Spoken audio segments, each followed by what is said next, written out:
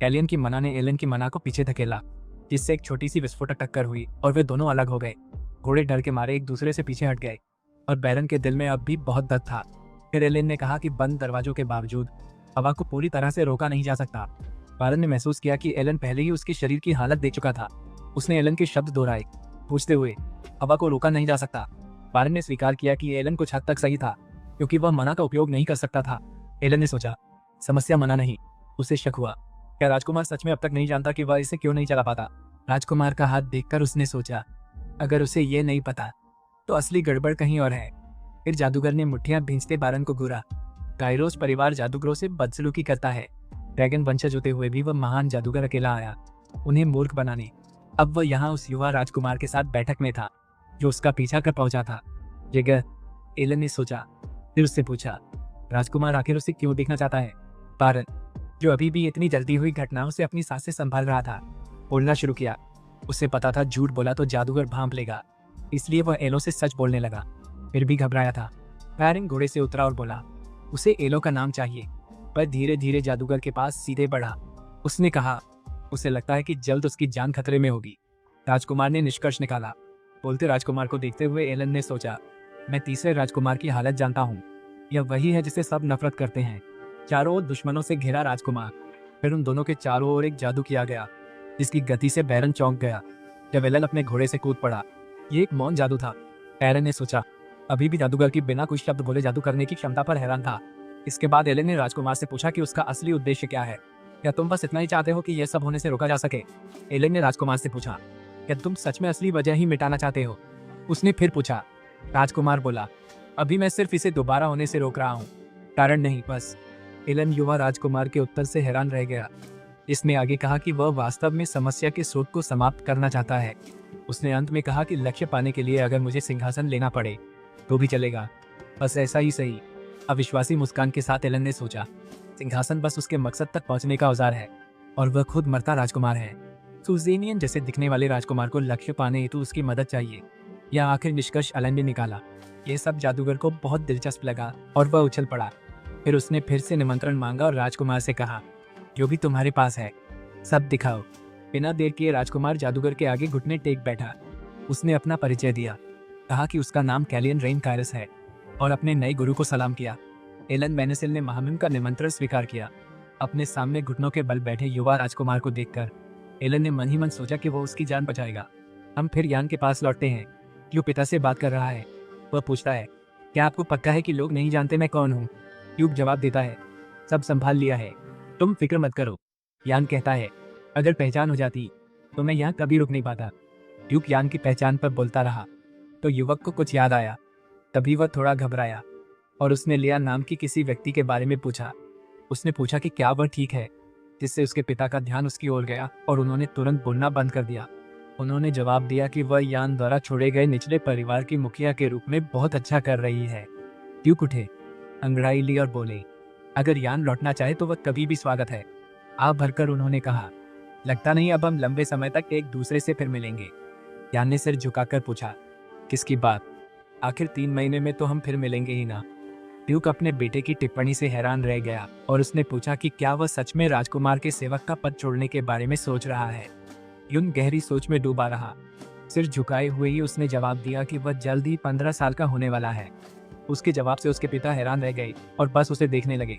फिर उन्होंने अपने बेटे को बुलाया, जो ध्यान से उनकी ओर देखने लगा और पूछा कि क्या वह सिगफ्रीड परिवार का उपनाम जानता है। यान ने जवाब दिया कि वह जानता है। उसके जवाब पूरा करने से पहले ही उसके पिता ने मुस्कुराते हुए कहा कि वह सही है।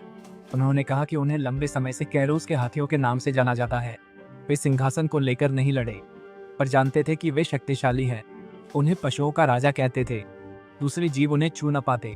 ड्यूक ने सोचते हुए बात खत्म की और पूछा, यान ने अचानक क्यों, लेकिन उसे उसके पिता ने कसकर गले लगाते हुए बीच में ही रोक दिया और कहा कि उनके नाम में बहुत ताकत है। अभी भी अपने बेटे को गले लगाए हुए उन्होंने उससे कहा कि वह जो चाहे वही करे। यान ने अपने पिता का हाथ पकड़ लिया। उन शब्दों को सुनकर वह बहुत खुश हुआ। फिर पिता ने उसका गला हल्का दबाया, उसे बदमाश कहकर डांटा कि उसने फिक्र कराई। यान दर्द से कराते हुए रुकने की गुहार लगाता रहा। वे खूबसूरत रात के आसमान के नीचे पिता और पुत्र के रूप में खेलते रहे। यान ने खुद को फिर से एक सेवक की भूमिका निभाने के लिए संयत किया और अपने पिता को ड्यूक सिगफ्रीड कहकर पुकारा। ड्यूक ने पूछा कि वह उसे ऐसा क्यों बुला रहा है और तुरंत गायब हो जाने का आदेश दिया। एलन ने फिर अपने पिता के सामने झुककर कहा कि वह अगली बार उनसे मिलेगा। उस बरसों ड्यूक ने उस बेंच से जहां वह बैठे थे उसे जाते हुए देखा और टिप्पणी की कि उसकी यह बेमतलब जिद ही साबित करती है कि वह सचमुच एक ज़ीगफ्रीड है। फिर उसने हॉल के अंदर के वे पल याद किए जब प्रिंस ने अपनी जादू शक्ति छोड़ी थी, और वह सोचने लगा कि प्रिंस इतना कब बड़ा हो गया। रात के आसमान में खूबसूरत पूर्णिमा को निहारते हुए वह सोचने लगा कि राजकुमार असल में क्या करने की योजना बना रहा है। अगला दिन भी बेहद खूबसूरत तरीके से होगा। समुद्र जैसे नीले आसमान में बादल छाए हुए थे। जैसे ही घोड़े पास आए, एक बग्गी अंदर आई और लोग जो देख रहे थे उस पर विश्वास नहीं कर पा रहे थे। जब वह सचमुच वही निशान था, उस निशान पर 7 लाल फूल और एक चांदी की छड़ी बनी हुई थी। एक महिला ने आदमी से कहा, उसने सुना तुम्हारा रिबीरन से करार खत्म हो गया है। आदमी बोला, अब तुम कैरोस में कैसे हो? महिला ने कहा, जो सब तुमने झेला उसके बाद फैसला तो बिल्कुल साफ है। राजा ना होते तो वह कब का चला गया होता। महिला ने पूछा, क्या यह पहले सुनी अफवाह की वजह से है? और आदमी ने टटोला, क्या एलन मैनेसिल के बेटे की बात सच है? बोलते बोलते गाड़ी से कोई उतर आया। वह एलन मैनेसिल था, काले सफेद कपड़ों में, बाल खुले। तभी सबकी नजरें उसी पर टिक गई। वह बाहर निकला और मुस्कुराया, ये सोचते हुए कि उसके नए शिष्य ने उसके लिए कुछ बहुत ही आकर्षक किया है। उसने याद किया कि युवा राजकुमार ने उससे ठीक 9:30 बजे आने का अनुरोध किया था। उसे यह भी बताया गया था कि उसे खुले दरवाजे से होकर गुजरना होगा। तब एलन ने सोचा, क्या मामहिम ब्रिसेन परिवार से होड़ कर रहे हैं? अगर हाँ, तो राह कठिन है। उधर बैरन सही पल का इंतजार कर रहा था, जादूगर को रईसों से मिलाकर माहौल पूरी तरह हिलाने को। तभी एक आदमी पास आया, जो जादूगर मैनोसिल की अचानक हुई यात्रा पर हैरानी जता रहा था। यह नौकरों का एक समूह था और उन्होंने एलन को बताया कि महामहिम जादूगर के आगमन की प्रतीक्षा कर रहे थे, किसी के साथ चाय पीते हुए। उस आदमी ने पूछा कि क्या कहा गया था। राजा ही थे जो जादूगर के साथ चाय पी रहे थे और उससे सवाल कर रहे थे क्योंकि एलन ने रहने के लिए जगह मांगी थी। राजा ने फिर से पूछा ताकि पुष्टि कर सके कि क्या जादूगर सच में कायरोस में रहने के लिए जगह चाहता है। एलन ने शांतिपूर्वक कहा, उसने ऐसा किया क्योंकि कायरोस में उसे ठहरने की जगह चाहिए थी। राजा उसके अचानक अनुरोध पर सोच में पड़ा। वह जानता था कि सेलिस से टक्कर लेने को उसे भी एलन मैनेसुल जैसी शक्ति चाहिए। राजा को उम्मीद न थी कि जादूगर पहले यह देगा। पॉज 1200 फिर समझना चाहा, एलाइन क्या करने वाली है। जब एलन अपनी चाय पी रहे थे, उन्होंने बताया कि पिछली रात चौक में उन्होंने लाल आंखों वाली एक काली बिल्ली देखी थी, जिससे राजा कुछ हद तक उलझन में पड़ गए। जादूगर ने आगे कहा कि बिल्ली बहुत बुद्धिमान है, इसलिए उसने सोचा कि उसे कुछ सिखाए, लेकिन उसके पास ठहरने की कोई जगह नहीं थी, जिससे राजा हैरान रह गया। राजा ने पूछा कि एलन बिल्ली को क्या सिखाना चाहता है। एलन ने जवाब दिया कि वह बिल्ली को जादू सिखाना चाहता है। बिल्कुल, और सिर्फ इतना ही नहीं, बल्कि वह ऐसा माहौल भी बनाना चाहता है जिसमें बिल्ली को आनंद आए। अगर वह ऐसा करना चाहता था तो उसे गृहस्वामी की मदद करनी होगी और साथ ही घर को भी साफ सुथरा करना होगा। राजा हैरान रह गया, यह महसूस करते हुए कि एलन को हर चीज के बारे में पता था जो हो रही थी। उसने पूछा कि क्या एलन ये सब संभालने में सक्षम है। एलन जानता था कि कैलियन को अपना शिष्य स्वीकार करके रेन हस्तक्षेप नहीं कर पाएगा और वह महामहिम की बिना किसी बाधा के मदद कर सकेगा। उसने राजा से कहा कि ये सभी विचार प्रिंस कलिया का असली निमंत्रण है। राजा ने अपना हाथ अपनी टांग पर पटका और तेजी से खड़े हो गए, कहते हुए कि वह एलन के ठहरने के लिए जगह का इंतजाम करेंगे। मुस्कुराकर एलन ने सोचा, घर तो पहले ही अस्त व्यस्त है, अब और क्या बिगड़ेगा। राजा बोला, मैं बस एक वजह से जानना चाहता हूँ, सुना है वह लड़का कोई खास नहीं।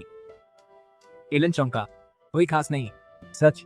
और उसने सोचा कि कैलियन की सेहत की हालत भी बेवजह खास थी। अब तो हालात ऐसे हो गए थे कि उसमें कुछ भी सामान्य ढूंढना मुश्किल हो गया था। राजा ने आगे कहा कि उसने सुना था कि उस लड़के को कई डर थे, यहाँ तक कि घोड़ों से भी डर था, फिर भी वह उसके पीछे गया। जादूगर हैरान था कि राजा केवल वही बातें कह रहा था जो उसने दूसरों से सुनी थी, और राजा ने जोड़ा कि अगर वह लड़का खास होता तो उसे पता चल जाता। एलेन ने राजा को बीच में रोककर एक सवाल पूछा, क्या आपको शायद राजकुमार की हालत का पता नहीं है? जादूगर ने पूछा।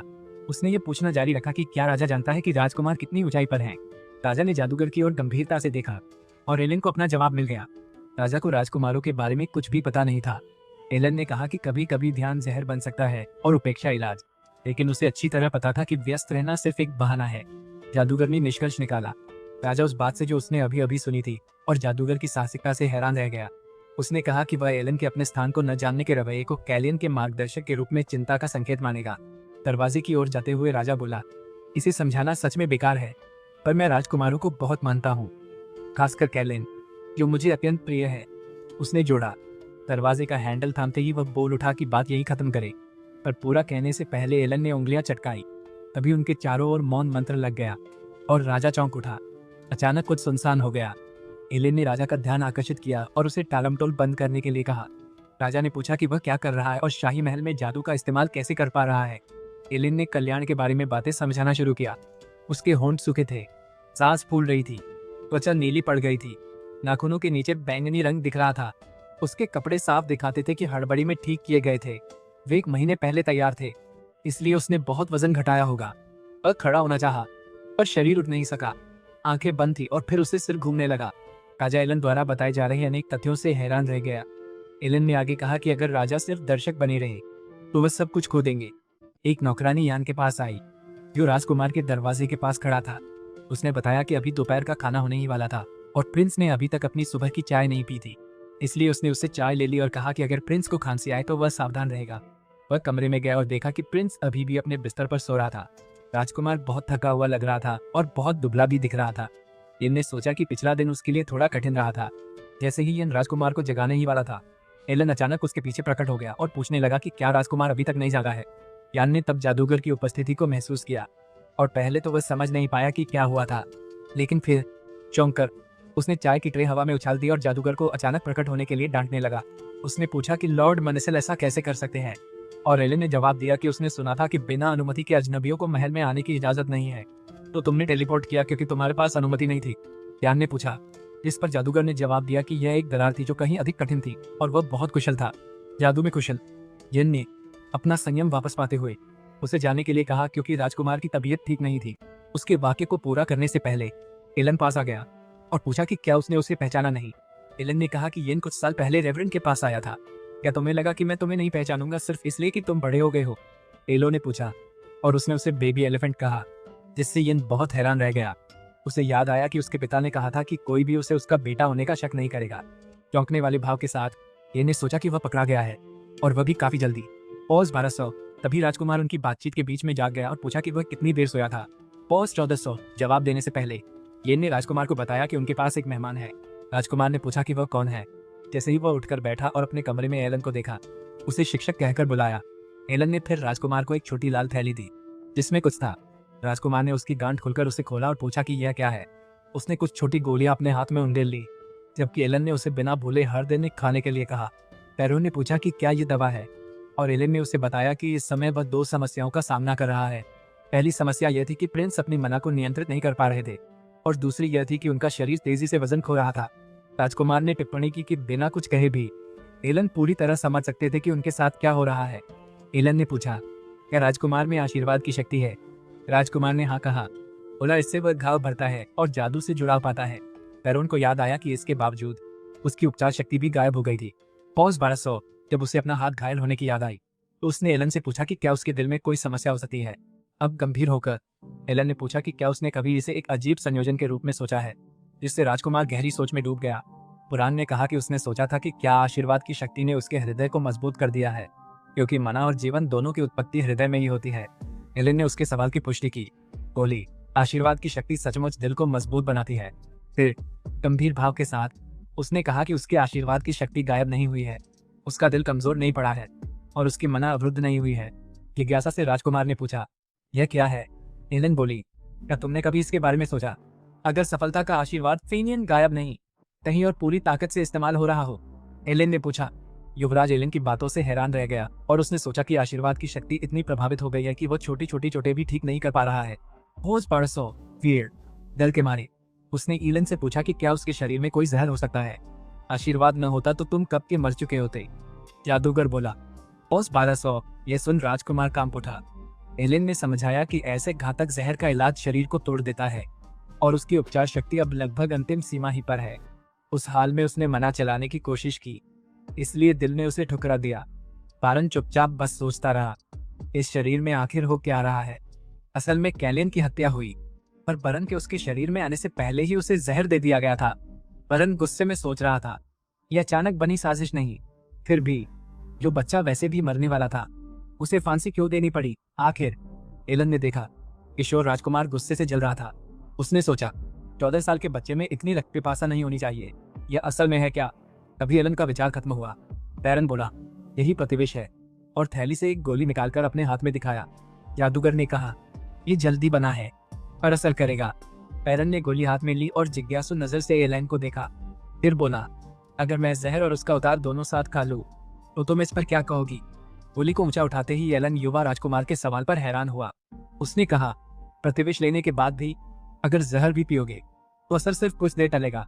यह सुनकर बुरान बोला, बस मेरे लिए इतना ही। एलन उसके जवाब से हैरान होकर पूछ बैठी कि क्या वह सच में दोनों लेने का इरादा रखता है और क्या उसे पहले से पता है कि जिम्मेदार कौन है। बुरन ने कहा कि उसे एक सुराग मिला है। उसने समझाया कि उसे शक है कि जहर का स्रोत वही चाय है जो वह हर सुबह पीता है, क्योंकि उसने सबके सामने चाय पी थी और उसके अलावा कोई और चाय नहीं पीता था। कलियन ये समझ सकता था कि उसके शरीर में क्या हो रहा है और उसने चाय पीने से इनकार कर दिया था। शायद इसी वजह से उसकी हत्या कर दी गई।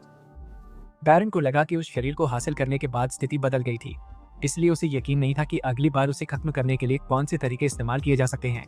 उसने एले को बताया कि जब तक वह तरीका पता नहीं कर लेता उसे सब कुछ गुप्त रखना होगा। जादूगर ने पूछा कि क्या वह सच में सिर्फ यही एक वजह थी। बैरन ने कहा कि अगर वह सुबह की चाय को समस्या के रूप में उजागर करता तो येन और बाकी नौकर खतरे में पड़ जाते, और यह वह नहीं चाहता था। राजकुमार बोला, अपराधी यह बार बार करता था, इसलिए निश्चिंत था कि पकड़ा नहीं जाएगा। आप भरकर एलन ने कहा, डना आती ठीक रहेगा। परन को मतलब समझ नहीं आया। जादूगर ने बस कहा, भूल जाओ और आगे बढ़ो। एलो ने कहा कि किसी भी स्थिति में अब बैरन की स्थिति को समझता है, और उसने पूछा कि बैरन आगे क्या करने की योजना बना रहा है। यादों में बैरन को वह आदमी याद आया जिसने उसे मूर्ख कहा और बोला, किसी का तुरुप पत्ता लेने से पहले अपनी चीज दांव पर लगाओ। ऐसे वक्त मैं तुम्हें याद करता हूँ पिता। ये सोचकर वह चुप हो गया। फिर उसने एलोन से कहा, सुबह उसे महल से बाहर छोड़ देना। दिन किसी की चीख से शुरू हुआ जो प्रिंस प्लांचे को पुकार कर उठने को कह रहा था। दरवाजा धड़ाम से खुला और कोई तेजी से उसके कमरे में घुस आया। उसके सेवकों ने राजकुमार को जगाने की कोशिश की, लेकिन कमरे में प्रवेश करने वाले व्यक्ति ने जल्द ही उन्हें बाहर निकाल दिया। उसने एक ही झटके में प्रिंस प्लांच के बिस्तर की छतरी खींच दी। यह रानी थी जो कह रही थी, दोपहर की अनुसूची की तैयारी के लिए तुम्हें अब तक तैयार हो जाना चाहिए था, क्या तुम्हें नहीं लगता?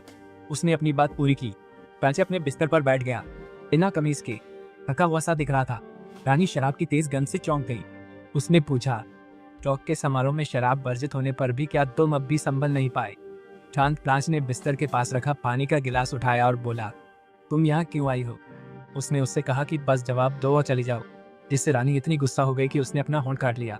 उसने कहा कि लगता है कि कुलियन ने एक मेंटर चुनने का फैसला किया है। सेवेंथ सर्कल के मेज एलन मनीसो। प्लांच ने पानी पीकर खत्म किया तो उसने कहा, कुलियन पहले ही डगमगा रहे हैं। दूसरे राजकुमार ने बेपरवाही से पूछा, इसमें भला मुझसे क्या मतलब है? रानी फिर अचानक प्लांचे के पास आई। उनकी आंखों में गुस्सा था और उन्होंने कहा कि उस पर लगाए गए सारे संसाधन व्यर्थ नहीं जाने चाहिए। उन्होंने उसे तुरंत तैयार होने का आदेश दिया। आज तुम पर बहुत सी निगाहें होंगी। रानी ने प्लांचे से कहा, तो मुझे निराश मत करना। उसने कहा। राजकुमार के कमरे से निकलते ही प्लांचे गुस्से से भर उठा। उसने हाथ का गिलास फर्श पर दे मारा। सेवक भी तुरंत घबरा गए। बोले, आपका हाथ कट गया, खून बह रहा है। फर्श पर खून की बूंदें गिरने लगी और प्लांच ने गुस्से में चिल्लाते हुए उन्हें वहां से जाने को कहा। उसने सबको तुरंत बाहर निकल जाने का आदेश दिया। उसके दिमाग में उसने कलियन का मुस्कुराता चेहरा और वे लाल आंखें देखी। दूसरा राजकुमार स्थिति पर गुस्से से उबल रहा था। शाही परिवार ने पूरे राज्य में परेड की, जबकि राजा को जनता द्वारा उत्साहित होकर सराहा गया। वे उन्हें बधाई देते हैं जब वह आभार की मुद्रा में हाथ हिलाते हैं। रानी, जो बग्गी के अंदर है, केवल उत्साहित भीड़ को देखती हैं। ठीक पीछे तीनों आकर्षक राजकुमार अपने घोड़ों पर आते हैं। पिता के कंधे पर बैठा बच्चा सारे राजकुमारों को देखकर खुश होता है। पिता कहते हैं, सबसे पीछे जो आ रहा है वही जिसे मैं सबसे ज्यादा देखना चाहता था। वो प्रिंस कैलियन था, लाल पोशाक में, जो उसकी आंखों की चमक उभार रही थी। कैलियन के सेवक, जो उसका घोड़ा लिए हुए था, उसे बुलाता है ताकि एक सवाल पूछ सके। चिंतित नजर से वह पूछता है कि आज उसकी तबीयत कैसी है। आगे वह कहता है कि यह राहत की बात है कि उसकी हालत कल से कहीं बेहतर लग रही है। राजकुमार मुस्कुराते हुए कहता है कि ऐसा इसलिए है क्योंकि उसने बहुत आराम किया। उसे लगता है कि शायद इसका कारण यह है कि उसने एक दिन पहले विषैरण लिया था और उसके दिल का दर्द काफी कम हो गया है। नौकर ने कहा कि आज के लिए कई योजनाएं हैं, एक स्वर्गीय परेड, घुड़सवारी और फिर एक बॉल। कैलिन कहता है, तुम बेवजह फिक्र करते हो, मैं अब ठीक हूँ और हर काम संभाल लूंगा। पौज 1200। अचानक भीड़ में एक हुड्डारी आदमी गली की ओट में चुपचाप छिपा दिखता है। पौज 1400। राजकुमार उसका चेहरा देखता है। उसकी शक्ल ने उसे तुरंत चौंका दिया और ध्यान खींच लिया। फिर वो सोचता है, ये लोग कौन है? उन्हें उसने पहले यहाँ नहीं देखा। अचानक उसे वह युद्ध याद आता है जिसमें वह मरा था, और वही आदमी भी जिसने उसी जंग में उसकी जान बचाई थी। अब आगे सामने वाली गली में बिल्कुल वही आदमी खड़ा मिलता है। वह बेहद हैरान है और सोचता है कि क्या वह सच में कैरी है। फिर राजकुमार को पूरा यकीन हो जाता है कि वह कैरी ही है। घोड़ा भी इलाके में उसकी मौजूदगी को महसूस करता है। कैरन सोचता है कि वह केरिस में क्या कर रहा है। फिर घोड़ा उस जगह की ओर बढ़ने की कोशिश करता है जहाँ कैरी था, पर राजकुमार का नौकर लगाम पकड़े रहता है। ताकि घोड़ा सड़क न छोड़े। फिर नायक उसे हुक्म देता है कि सबके साथ आगे बढ़े। नकाबपोश पीठ फेर कर निकल जाते हैं। नौकर सोचता है वहां कुछ था क्या। बैरन उन्हें जाते देखता है। राजकुमार घोड़े को धीरे सहलाकर शांत करता है। मुस्कुराकर कहता है, तुमने भी महसूस किया ना। फिर बोलता है, अब तो नहीं जा सकते। और तभी वे आदमी उसकी नज़र से एकदम ओझल हो जाते हैं। कैलिन फिर अपनी मौत के दिन का अतीत याद करता है। वह याद करता है कि कैसे कायरी ने उसकी जान बचाने के लिए खुद को बलिदान कर दिया था और मुस्कुराया था। जब शाही परिवार रेड कार्पेट पर परेड कर रहा होता है, एक आदमी उनसे मिलने आता है। यह मेलफोर पोलिन था, जो एम्पोरियम का मालिक था, जिसने रोमिंग परिवार की जगह घुड़सवारी का शो तैयार किया था। पुलियन फिर सोचता है कि इसका उससे कोई लेना देना नहीं है, क्योंकि इसी वजह से वह एक बेकार की मानसिक जंग में घसीटा गया। फिर उसे याद आता है कि इसी घुड़सवारी शो के दौरान प्रिंस रैंडल घायल हो जाता है और उसी दिन बैरन पोलन को फांसी दी जाती है। पोस पारसो इस बीच पोलन मुस्कुराते हुए शाही परिवार के लिए रास्ता प्रस्तुत करता है। स्थल पर पहुंचकर उसने उन्हें उनके लिए रखी खास सीटें दिखाई।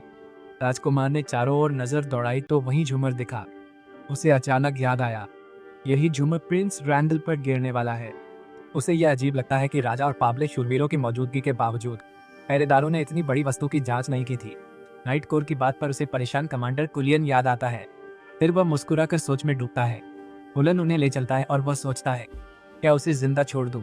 सेवक कुलियन से कहता है, जरूरत हो तो कभी भी बुलाना। फिर वह कहता है कि उसे ऊपर लगे झुमरों से असहज महसूस हो रहा है। वो पीठ घुमाकर जाने लगता है और पोलोन से कहता है कि वह जांचे। इससे पोलैंड राजकुमार के अनुरोध से हैरान रह जाता है और बस वही खड़ा झूमर को देखता रहता है, पूरी तरह से कारण नहीं समझ पाता। घुड़सवारी शो शुरू हुआ। घोड़े और निपुण सवार करतब दिखाते हैं। कोई मुट्ठियां भीन से घबराया है। मन में सोचता है कि एक दिन यही उसके हिस्से में भी आएगा। यह पोलैंड था जो ऐसा था। मामिम के करीब होने पर बहुत खुश था। उसने बहुत तैयारी की थी और वह इस अवसर को खो नहीं सकता था। तभी उसके पीछे कुछ उसकी ध्यान आकर्षित करता है। वह प्रिंस कैलिन था। पूरे शो से उबा पोलैंड अपनी मांग याद कर रस्सियां देखने जाता है। रस्सियां हाथ में लेते ही पोलोन जो देखता है उससे चौंक उठता है।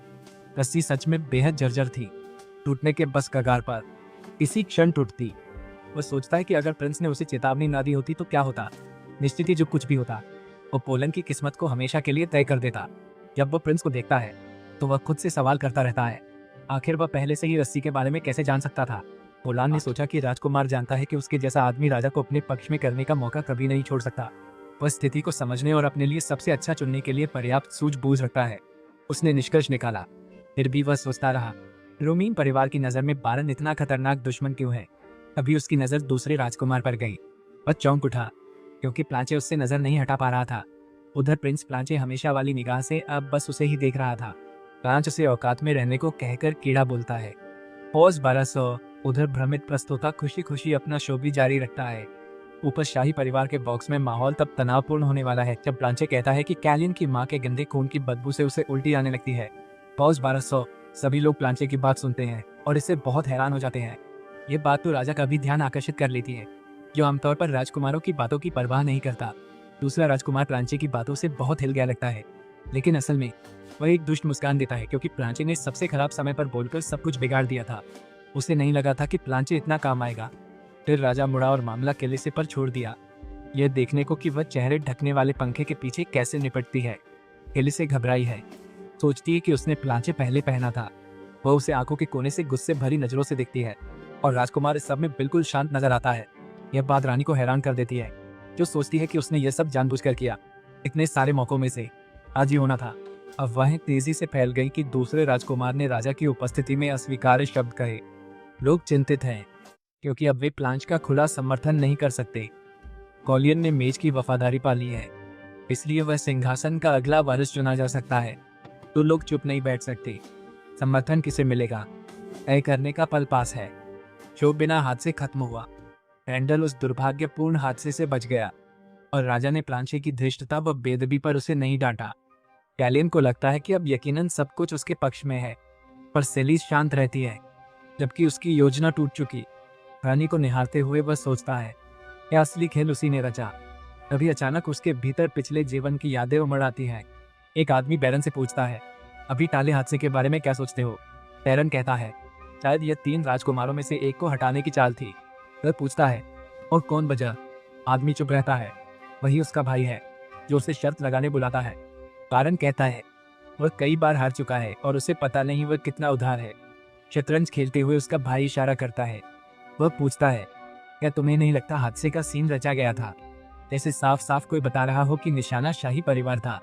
मालफर व्यापारी कौशल का नष्ट होना कायरूस में दूसरा सबसे बड़ा है। इसलिए रिना रोमानी, जो राज्य के मुख्य व्यापारी गिल्ड की प्रमुख हैं, के लिए मालफर को खेल से बाहर करना बहुत लाभकारी होगा।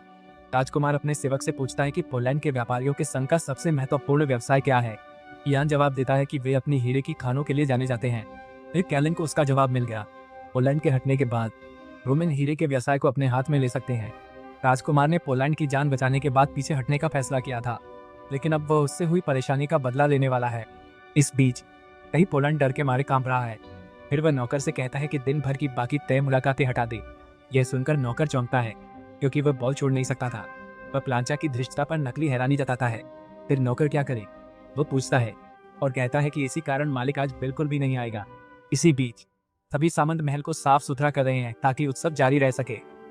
राजा, जो अपने कक्ष में बैठे हैं, इसी बात से बहुत परेशान लग रहे हैं। वह अब तक हुई हर बात को लेकर बहुत दुखी और विचारमग्न है। तभी उन्हें जादूगर की बातें याद आती हैं। अगर वह ऐसे ही चलता रहा तो कैलियन उसकी झेली गई कई हारों में से सिर्फ पहली होगी। साथ ही फ्रांचे की बातें उसके दिमाग में आती हैं कि उसे कैलियन की मां के गंदे खून की बदबू से घिन आती थी। पॉज 1200। अब राजा के दिमाग में कई यादें उमड़ रही हैं।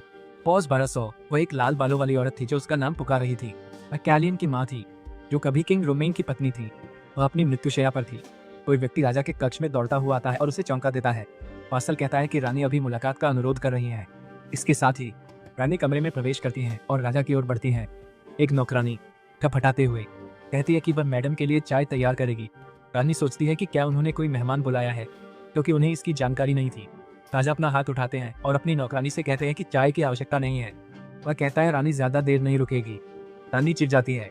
फिर रोमेन पूछता है, तिलिसे को यहाँ आखिर किस वजह से लाया था? जैसे ही वह बैठती हैं, वह कहती है कि रोमेन परिवार इस घटना की पूरी जिम्मेदारी लेगा।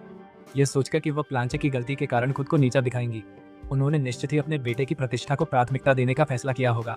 राजा ठुड्डी पर हाथ रख गहरी सोच में डूबकर जिम्मेदारी पूछता है, सख्त लहजे में, क्या उसकी दिठाई अब भी कहीं जरा भी कम नहीं हुई? राजा द्वारा यह कहने पर कि आज की परेड काफी प्रभावशाली थी। वह पूछती है कि क्या बैरन पोलैंड को इतना शानदार आयोजन करने के लिए इनाम नहीं मिलना चाहिए? राजा जवाब देते हैं कि लगता है आपने इस बारे में काफी सोचा है। फिर वह अपना पंखा खोलती है, अपना चेहरा फिर से ढक लेती है और कहती है कि वह निश्चित रूप से रोमन हाउस के लिए शाही अस्तबलों की विशेष आपूर्तिकर्ता अधिकार उन्हें हस्तांतरित करने का इरादा रखती है। वह अपने चेहरे पर मुस्कान के साथ बात समाप्त करती है। राजा हैरान रह जाता है और सोचता है कि क्या वह इतनी लाभकारी निवेश को छोड़ देगी। उस 1200 फिर उसे मनिसल के साथ हुई वह बातचीत याद आती है, जिसमें उसने कहा था कि रानी जानती है कि नुकसान की भरपाई के लिए उसे कुछ छोड़ना पड़ेगा, लेकिन वह अभी भी इतनी मजबूर नहीं हुई है कि वह उन शूरवीरों को हटा दे जिन्हें उसने महल में तैनात किया है।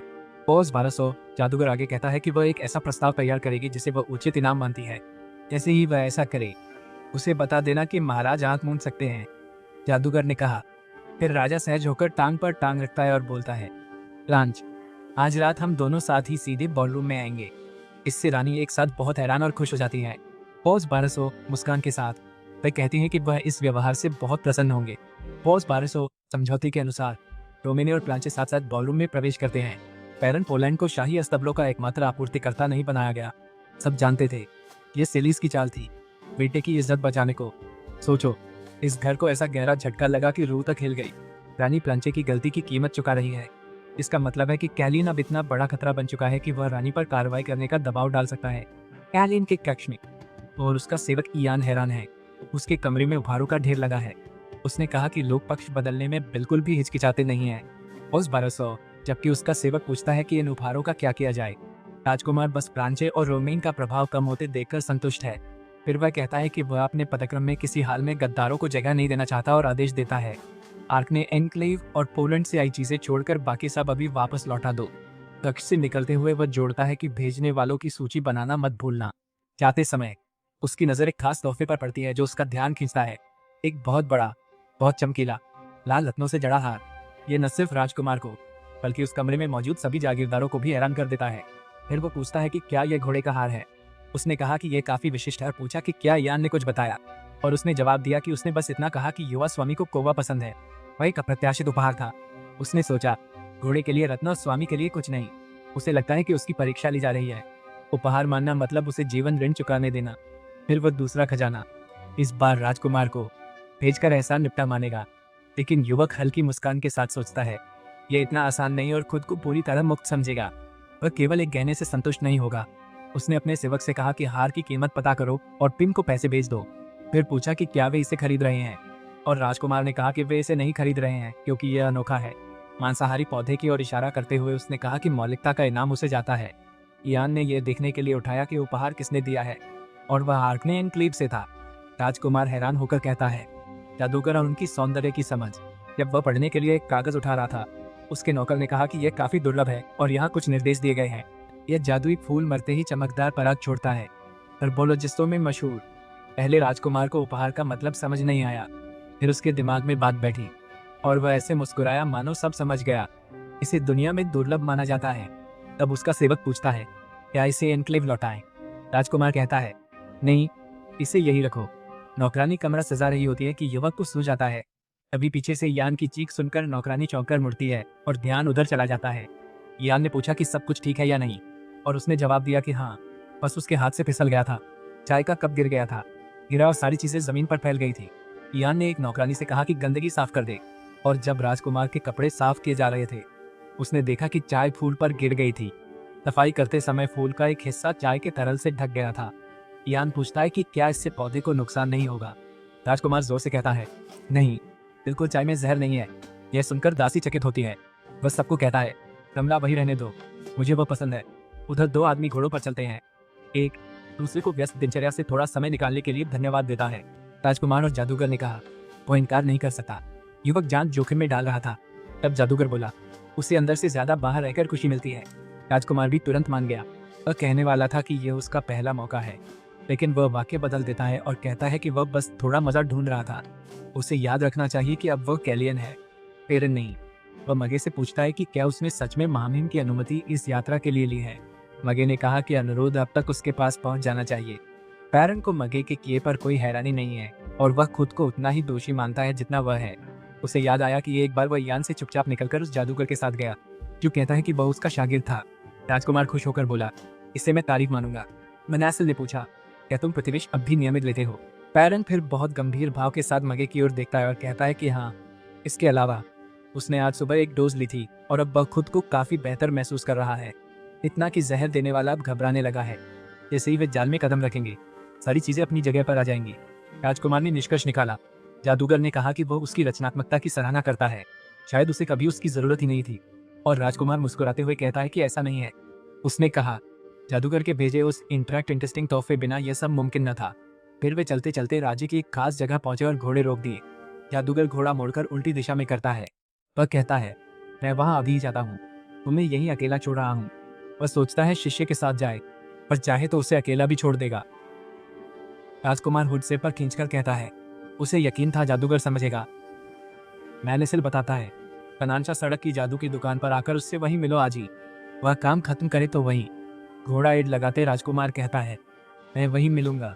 दोनों को शुभ हो। फिर वे उल्टी दिशाओं में जाते हैं। फिर हम एक बेहद बलवान आदमी को तलवार गढ़ते देखते हैं।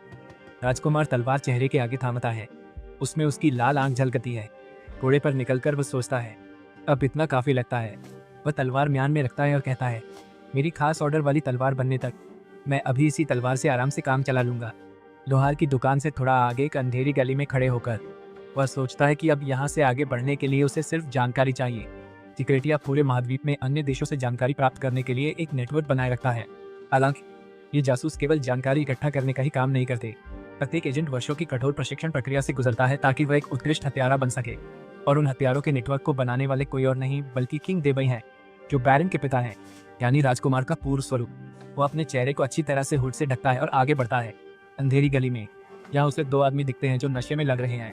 वह पहले ही नराशा स्ट्रीट पर पिजन मेल सेंटर के पास है। बैरन जानता था कि हत्यारे कितने खतरनाक हो सकते हैं, क्योंकि उन्हें प्रशिक्षित करने वाला वही था। जैसे ही शराबी आदमी प्रिंस के पास से गुजरते हैं, वह बस अपना हुड ठीक कर लेता है ताकि कोई उसे पहचान न सके। अब वह कैर्स के राजकुमारों में है, इसलिए अगर हत्यारे उसे वहां देख लें तो शायद अपहरण करे या कुछ और भी बुरा करे। काले बाल और लाल आंखें बहुत नजर आती हैं। उसे समझ था, उसे बस भीड़ में मिलकर सिर झुकाए रहना है ताकि कोई उसे पहचान न पाए। फिर वह पिजन मेल सेंटर में जाता है। 2 मंजिला सा बड़ा हॉल, चारों ओर ढेरों कबूतर, चलते हुए उसे वाकई लगता है यह बाहर से कहीं ज्यादा विशाल। तभी एक युवा युवक, शायद कर्मचारी, उससे पूछता है, क्या आप यहाँ कैरियर कबूतर ढूंढ रहे हैं? और राजकुमार जवाब देता है कि वह नहीं है। वह कहता है कि पक्षी अभी तक जागे नहीं हैं, जिससे परिचारक का ध्यान आकर्षित होता है। तो आदमी कहता है कि वे सुस्त किस्म के हैं। नायक कहता है, वे बहुत दूर से आए होंगे, इसलिए थके लगते हैं। आदमी बोलता है, इसी कारण वे सो रहे हैं। वह एक पक्षी देखता है जिसकी पीठ पर चाबी जैसी आकृति है। बुरान कहता है, यही पक्षी आराम करते हैं। आखिर तब आदमी पूछता है, तुम यहाँ क्या कर रहे हो? उसने तुरंत जवाब दिया कि उसे पक्षियों का खाना चाहिए।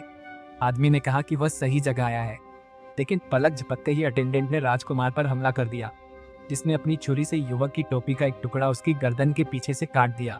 वह कहता है कि उसे हाल में कोई कबूतर बेचने की याद नहीं। ओज 1200। बैरन सोचता है यह आदमी साधारण लड़ाका नहीं, और कैलिन का शरीर उससे लड़ने को बिल्कुल तैयार नहीं था। उस आदमी के खंजर पर अपना हाथ रखकर और उसे नीचे करते हुए राजकुमार कहता है कि यह साफ है कि उसने कोई पक्षी नहीं बेचे हैं, क्योंकि वह अभी अभी इस राज्य में आया है। आदमी बस शांत और गंभीर नजर से देखता है। यहाँ पक्षियों का मतलब जासूस है और पक्षी का खाना मतलब जानकारी। सिक्रेशन जासूस पकड़े जाने पर मिशन न टूटे, इसलिए अपनी पहचान साथियों से भी छिपाते हैं। फिर आदमी पूछता है, तुम किसके जासूस हो? राजकुमार आधी मुस्कान के साथ शांत रहता है और बस उसे देखता रहता है। उसे पता था कि वे कभी नहीं जान पाएंगे। हालांकि वह पिता नेबिली का नाम लेकर सिक्रीशन जासूस बनकर छिपा था। फिर वो तुरंत कहता है, मैं नेबिलिड्स में से हूँ। यह सुनकर उसके सामने वो आदमी बुरी तरह चौंक जाता है। इससे कैलिन पहला सायन राजकुमार बनता है जो अपने राज्य की जासूसी करता है। वह शांत होकर कहता है, तय हो गया तो मुझे जानकारी दे, मैं अभी घोंसले से निकला हूँ। फिर आदमी गुप्त रास्ता खोलता है। वह युवक से कहता है कि वह उसके पीछे चले, जबकि वह आगे चलते हुए सुरंग को ध्यान से देखता है। आदमी कहता है कि वे वहाँ कई बार एक दूसरे से टकराएंगे और वह उसे व्हाइट हॉक कह सकता है, और युवक जवाब देता है कि वह उसे रेड स्वान कह सकता है। आदमी फिर कहता है कि वह नाम जरूर याद रखेगा। फिर ढेरों किताबों वाली जगह पहुंचते हैं। वहाँ वह पूछता है, किस तरह का पक्षी चारा चाहिए? बाइरन कहता है, यह एक चीज भी है और एक जानकारी भी। आदमी बोलता है, आखिर दाम 8 फायरेंसी है। वह कहता है कि भुगतान बस एक आवरण है। सुनकर राजकुमार चौंकता है। उसे लगता है इस आदमी को यह भी नहीं पता कि वह कैसी जानकारी चाहता है, फिर भी वह उसे उलझाने की कोशिश कर रहा है। आदमी बिना पूछे जोड़ देता है, अगर आप जानना चाहें तो हम एक तय राइट शुल्क सीधे ही लेते हैं। फिर वह युवक को एक वस्तु और एक जानकारी का टुकड़ा देता है।